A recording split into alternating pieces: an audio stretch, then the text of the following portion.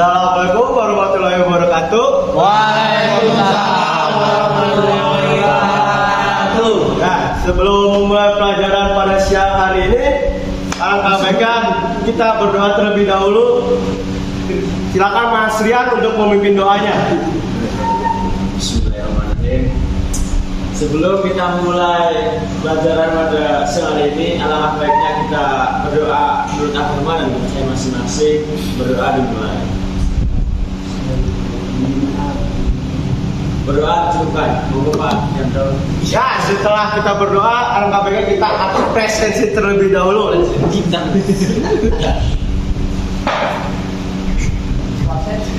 Erik Ferianto untuk Bayu Tirta. Sakit Pak, izin. Nah, yang lain pasti sudah pada hadir semua ya. Ya Pak. Aman. Ya, di sini saya akan menerangkan materi tentang sistem pengisian. Berapa Mas? Itu kok gambarnya Iya Pak, ada mesin. Berapa Pak? Bagus itu. bisa asli banget. Ya, Apa ini ya? ini adalah pengertian sistem pengisian.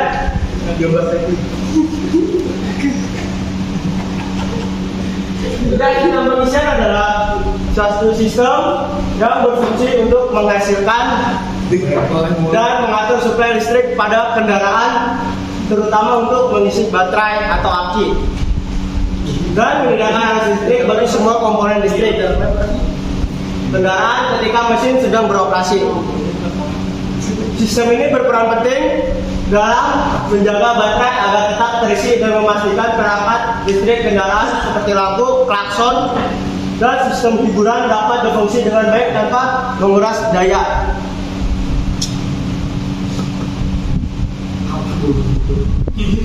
Baik, di sini ada komponen. Ini komponen sistem pengisian Mas. Oh itu gambarnya itu Pak.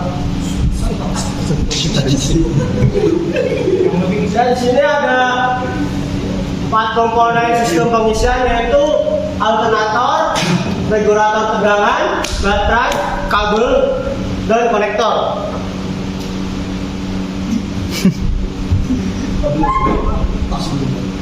Di sini ada cara kerja sistem pengisian. Nah, cara kerjanya itu alternator. Ketika mesin kendaraan dihidupkan, alternator digerakkan oleh sabuk yang terhubung ke mesin. Alternator ini mengandung kumparan kawat dan magnet yang berputar menghasilkan arus listrik AC. Sedangkan rectifier adalah arus listrik AC yang dihasilkan dengan alternator berubah menjadi arus listrik DC oleh rectifier karena sistem listrik kendaraan menggunakan arus DC. Yang ketiga ada regulator tegangan. Regulator tegangan mengatur pelayaran alternator agar tetap berada pada tingkat tegangan yang aman, biasanya sekitar 13,8 hingga 14,5 volt untuk mengisi baterai tanpa merusaknya. Pengisian baterai. Ya, arus listrik DC kemudian dialirkan ke baterai yang menyimpan energi listrik tersebut untuk digunakan saat mesin mati atau saat beban listrik melebihi output ataupun alternator. Sampai sini paham tidak teman-teman? Kurang jelas Pak. Paham Pak. Kurang jelasnya yang mana ya? Cara Cara kerjanya Pak. Ini cara kerja. Cara kerjanya kayak seperti alternator itu seperti apa Pak? Hah? Alternator itu berfungsi untuk apa Pak? Balas. Ini cara alternator itu ketika mesin kendaraan dihidupkan, alternator digerakkan oleh sabuk yang terhubung ke mesin. Alternator ini mengandung kumparan kawat dan magnet yang berputar dan menghasilkan arus listrik AC. Oh, baik. Tidak mana Mas Farhan? Paham Pak. Ada yang kurang paham lagi? Betul Pak. Yang komponen tadi Pak coba. Nih, Nah, itu gambar apa ya, Pak? Apakah itu komponennya atau Iya, hanya komponen sekedar bagaimana, gambar Pak? itu, Pak? ini bukan gambar komponennya mas. Itu gambar apa? Ini gambar animasinya saja. Oh, animasi Iya. Animasi foto maksudnya mas, bukan animasi Berarti video. kayak gambar alternator, Iya. baterai kabel itu nggak ada ya, Pak? Iya Pak, Apa- saya nggak tahu bentuknya Pak. apa variasi doang, Pak? Alternator gimana? Oh iya, belum dikasih mas. Oh, Terus kita dapat taunya itu dari iya kalau itu alternator. Itu kita boleh mengecek HP masing-masing untuk membuka Google. Kan lagi belajar Pak, nggak boleh kata. Untuk pelajaran saya boleh. Oh, itu. Gimana? Berarti penjelasan doang ya Pak? Iya dong. Ah bisa ditanjung. Ya, sekarang.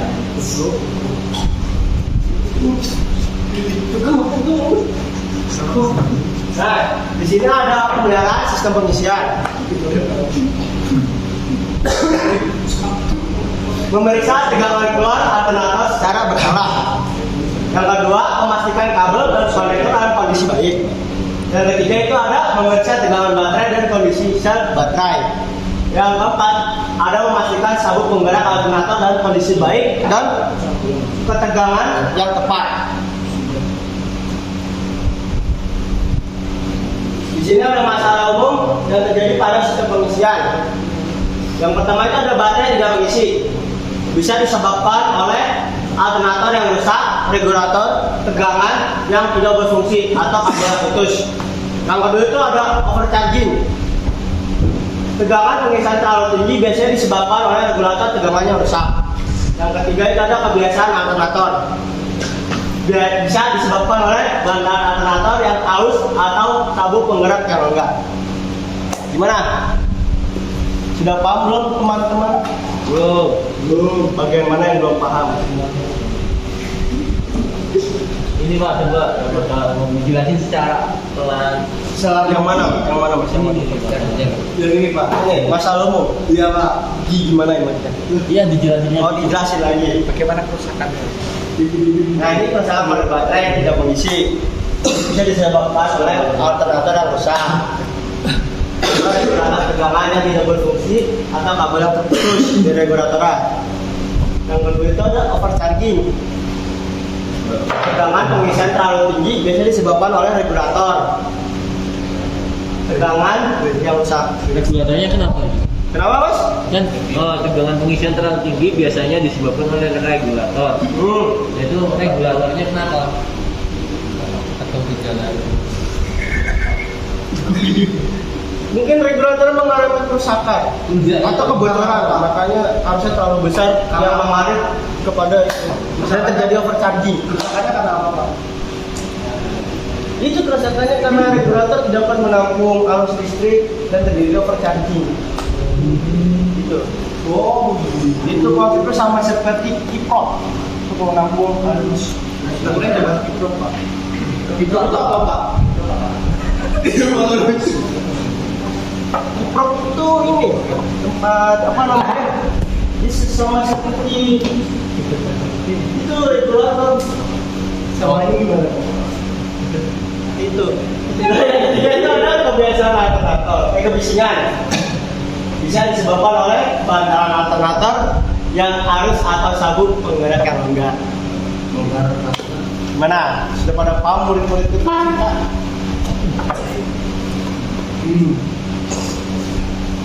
Ditanyain sama guru. Mungkin Apa? Kalau sudah paham kita akan membagi kelompok untuk kurang paham Pak Bahan kenapa? Apa yang kurang? tentang overcharging Pak. Ya kenapa overcharging itu? Kurang paham. Ya kurang pahamnya di mananya? dari awal Mas kita makan tadi. Overcharging itu apa Pak maksudnya Pak? Overcharging itu apa? Daya yang terlalu besar dan menyebabkan sebuah kebocoran arus. Kok dayanya bisa besar itu kenapa Pak? Iya maksudnya kok kan kalau kita semua itu bisa besar. Mungkin terjadi ini kebocoran arus. Oh bocoran apa? Iya. Jadi kalau kebocoran Overcharging Pak. Iya. Jadi daya yang kita tuh terlalu besar. Kan bocor. Iya Pak, bocor. Berarti kan Kan bocor itu bisa menyebabkan daya yang terlalu besar, Mas. Jangan dapat menampung gitu ya Pak ya. Iya. Itu bocor ya. Enggak, kalau bocor berarti Gimana? nggak pakai isi tuh Pak. Kan bocor. Iya pak. Iya. Coba Pak. Tapi kita ada evaluasi. Jangan lupa. Bukan dia ya anak-anak. Kita pakai HP aja karena gurunya santai. Gak usah tegang-tegang belajar itu. Belum ada Pak. Sabar, Mas. Wah, biasanya nggak ada. Mas ya kalau punya HP gimana Pak teman saya itu Pak? Udah berarti kan sudah. Iya pak. Kalau HP-nya nggak ada gimana pak? Berarti udah saya kirim ke grup ya. Siapa? Mau grup apa Pak? Betul, jangan. Kalau nggak ada HP gimana pak? Iya Pak. Itu kan dibagi kelompok 3-3 bisa. Kalau nggak punya HP itu gimana Pak? Pak, untuk membagi kelompoknya bagi. Iya Pak. Terserah atau Kelompok Lembaga berapa pak? kelompok terserah. Loh, satu kelompok berapa? 3 orang. Kalau kamu ada kelompok boleh nggak pas sendirian aja? Sudah saya nggak punya teman-teman. Kalau kamu setengah aja. Soalnya introvert. Pak. Pak ini ditulis di keras apa di mana Pak? Tulis di situ kan bisa Mas, itu kan di Word bisa kamu ketik. Harus pakai laptop berarti saya Pak. Kayaknya bisa Mas. Bang ini kan susah banget Pak. Saya belum paham. Yuk, kita kerjakan baik anak muda. Pak, lesson inverternya apa Pak? Waktunya berapa menit Pak? Waktunya berapa menit? Waktunya 5 menit aja, gak usah banyak-banyak. Pak itu nggak keluar Pak, baru cuma 5 menit Pak. Nggak bisa Pak. PR Pak, PR. PR ya? Saya minta belum teman-teman? Udah pak. PR Pak, Ayo, waktunya menjawab. Pak, Bang PR Pak. Susah Pak. Yang nggak bisa, bilang ya Pak. Yang nggak bisa boleh pulang untuk hari ini. Berarti yang bisa bulan Pak. Iya. Boleh. Baik. Tepuk tangan dulu dong. Boleh pulang. Tiga teman aja Pak. Oh ini berarti salah ya Pak? Oh salah. Nanti. Iya iya, orang tuh. CHG itu apa Pak? Tadi CHG itu nggak ada Pak.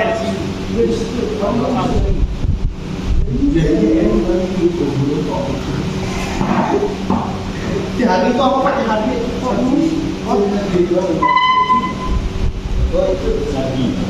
itu kok disingkat sih Pak? Kan jadi nggak jelas. Saya sebagai orang yang nggak tahu Oke Pak, kalau saya belum. Belum Pak, bentar Pak. sama Ini boleh googling nggak Pak? boleh Pak. No.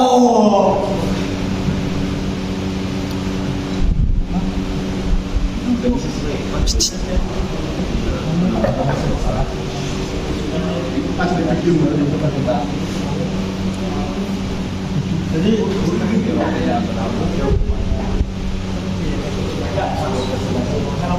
presentasi itu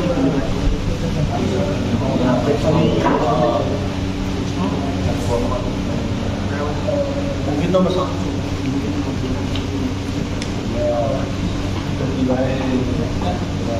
Ya anak-anak sudah belum? Belum pak. Sudah Pak. Tahu. Untuk kelompok 2 udah belum Mas? Sudah. Jawa, Jawa. Oke, kalau sudah semua boleh dipresentasikan pengerjaannya. Baik Pak. Apa aja Pak? Jangan lupa ya, kelompoknya, Pak. Terus apa aja Pak? Kelompok 1 aja buat nomor. Kelompok 1 yang mana pak? Buat nomor 1. Ini kelompok 1 ini Mas. Ayo maju presentasikan. Depan Mas. Biar lebih sopan tuh. Mas ini Pak. Bertiga. Iya toh. Mas itu baju balapan Mas. Mas bajunya dirapiin dulu Mas. Biar pada sekolah Pak. Oke, yang wali ikut kamu dari sekolah. Kamu sih sekolah dua, baju hati. Assalamualaikum Waalaikumsalam warahmatullahi wabarakatuh. Yaitu yang nomor 10 km dan yang pertama ini itu nomor 1. Nah, itu nomor 1 itu mengisi kembali baterai atau aki sehingga aki selalu dalam kondisi penuh agar siap untuk melakukan start mobil untuk menggunakan daya besar dan untuk menyuplai arus listrik ke seluruh sistem listrikan selama mesin hidup. Kemudian yang kedua, fungsi dari alternator akan dijelaskan oleh Mas Bayu. Ya, Mas Bayu jelaskan yang baik dan benar, Mas Bayu.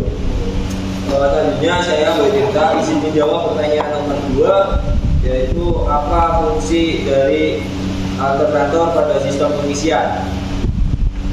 Jadi fungsi alternator dalam sistem pengisian itu untuk mencegah energi mekanik atau putar menjadi energi listrik untuk mengisi baterai dan memenuhi kebutuhan semua sistem kelistrikan selama mesin hidup. Ya, jadi kurang lebih seperti itu fungsi dari alternator. Mungkin selanjutnya nomor 3 akan dibacakan oleh Mas Makan. Kebacaannya dibacakan. Oke, di sini nomor 3 yang itu jelaskan fungsi dari driver pada sistem pengisian.